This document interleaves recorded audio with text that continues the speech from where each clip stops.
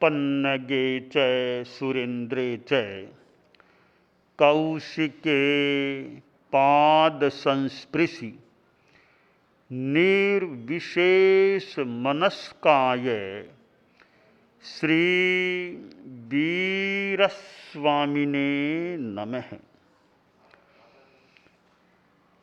आर्हत वाङ्मय में कहा गया है, आया वया ही चय सो उमल्लम कामे कमाही कमियंखु दुखम छिंदाहि दोषम विण इज्जरागम एवं सुही हो हिषि संपराय।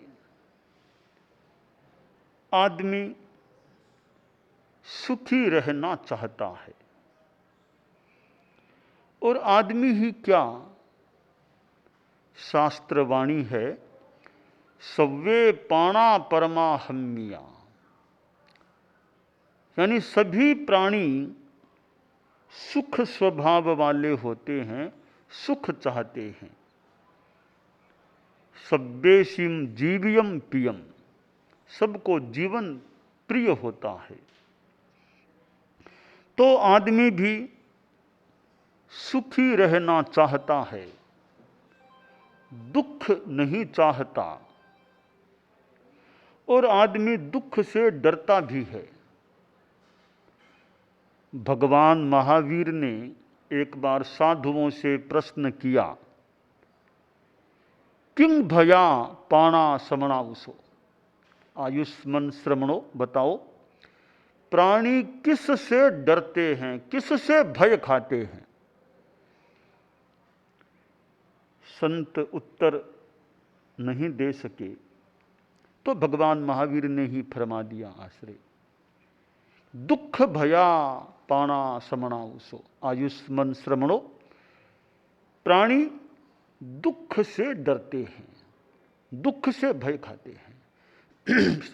वो दुख है तो आदमी डरता है। बीमारी का दुख आदमी डर जाता है, अपमान संबंधी दुख आदमी डर जाता है, मृत्यु का दुख डर जाता है। तो आदमी दुख से डरता है। तो प्रश्न होता है कि दुख पैदा किसने किया? दुखे पुण्य केन करे, दुख किया किसने, दुख पैदा किसने किया? उत्तर, जीवेणम कड़े प्रमादेणम, जीव ने ही प्रमाद से दुख को उत्पन्न किया है। कहम बेइज्जई, उसका वेदन या क्षपण कैसे हो सकता है? होता है अप्रमाएणम, अप्रमाद से फिर दुख नष्ट भी हो सकता है। तो तीन बातें हो गई। प्राणी डरते किससे हैं? दुख से डरते हैं।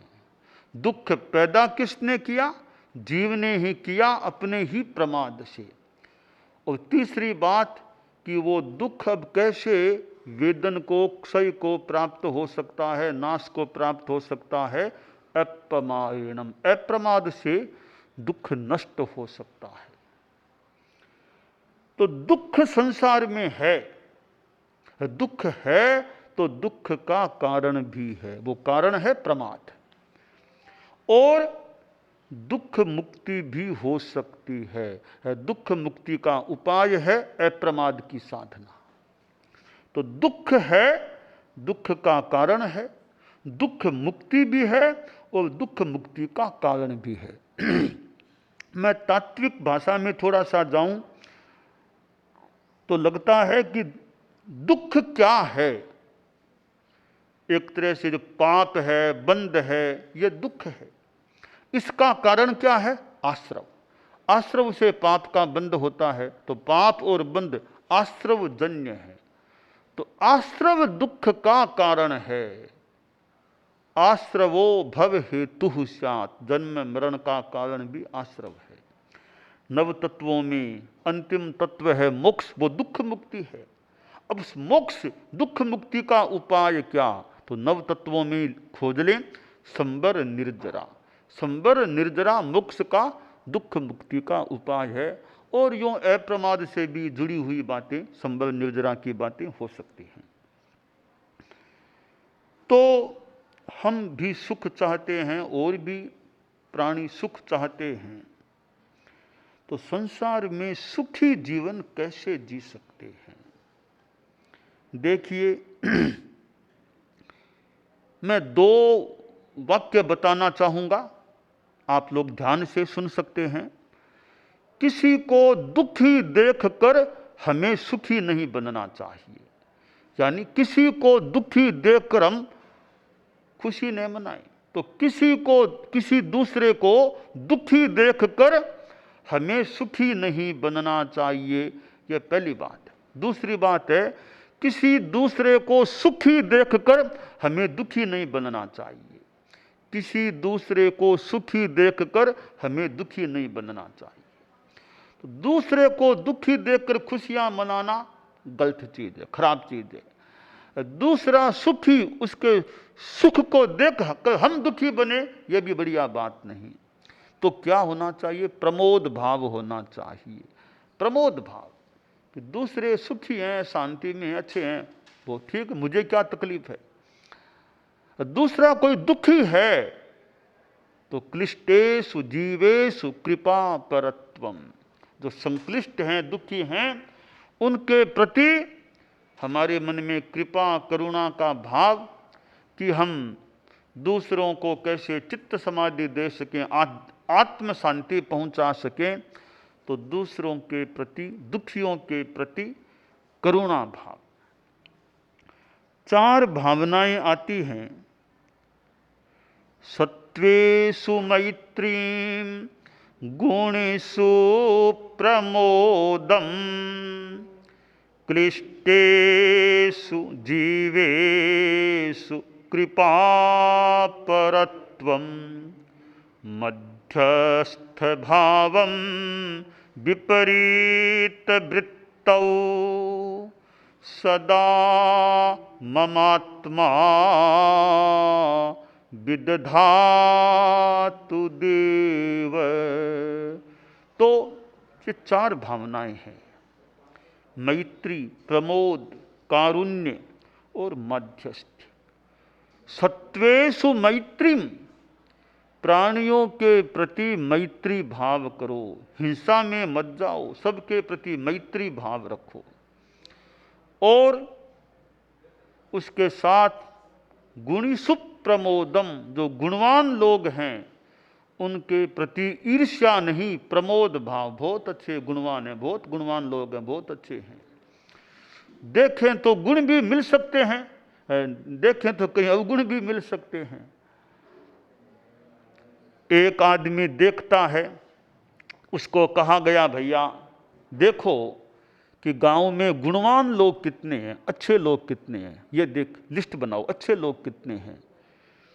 पूरे गांव में घुमा, जगह जगह लोगों से मिला, आकर अधिकारी से कहा जी इस गांव में तो मुझे तो कोई भी अच्छा आदमी नहीं मिला, सब में अवगुण अवगुण दिखे मुझे तो। दूसरे व्यक्ति से कहा गया तुम देखो गांव में अवगुणी लोग कितने हैं। वो भी घुमा, बातचीत की, वापिस आया, सा गांव में तो मुझे तो कोई अवगुणी नहीं, सब गुणी गुणी गुणवान लोग दिखे। ठीक है, अब एक आदमी देखता है केवल गुणों को, इसमें गुण क्या गुण क्या, एक इसमें अवगुण क्या अवगुण क्या। तटस्थ भाव से देखें कि इसमें यह गुण है और यह अवगुण है, दोनों देख सकते हैं। तो जो गुण है तो गुणों के प्रति प्रमोद भाव रखें। गुणे ही साहू अगुणे ही साहू, गिन्हा ही साहू गुण मुंच साहू। कि आदमी साधु कैसे बनता है, अच्छा कैसे बनता है।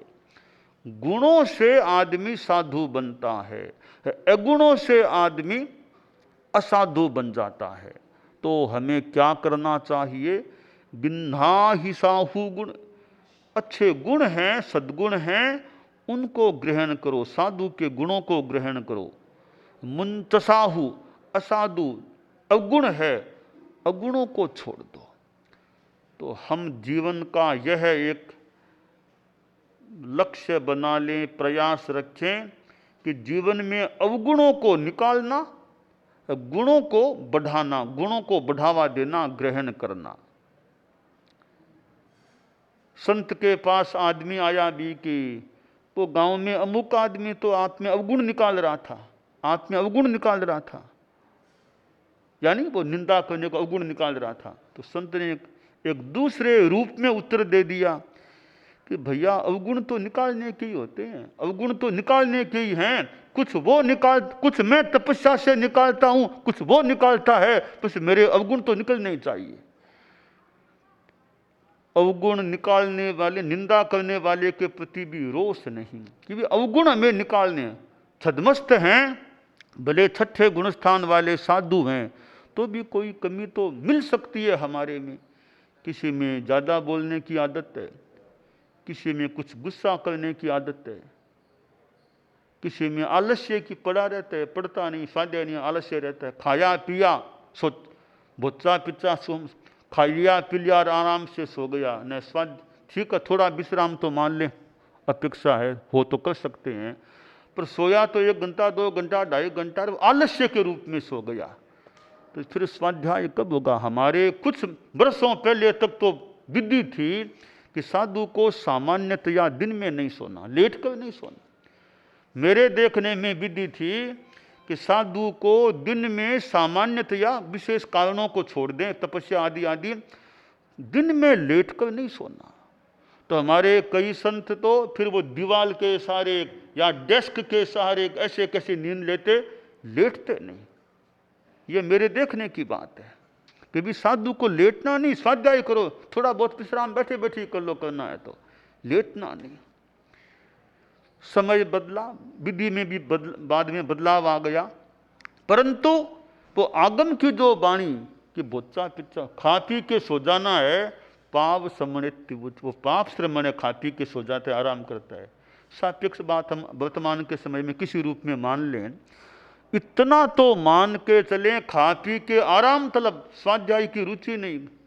वो कोई मुनि जी थे, आगम का काम करते थे, तो किसी ने कहा जी आप अकेले ही करते हो, इतना बहुत काम है, तो कुछ साथी हो ना, साथ में तो टीम वर्क हो, जल्दी हो जाए काम, आप अकेले कितना कर पाओगे?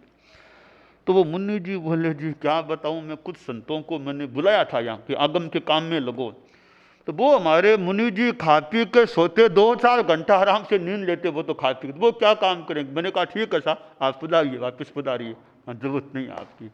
तो 2-4 घंटा कोई सोएगा खा पी के, तो आगम का काम कब कितना क्या हो पाएगा? खैर, तो यानी स्वाध्यायशीलता है, परिश्रमशीलता है, तो आदमी विकास भी कर सकता है, ठीक है, शरीर की अपेक्षा का भी ध्यान देना होता है, पर आलस्य के रूप में आदमी पड़ा न रहे, पुरुषार्थ करता रहे।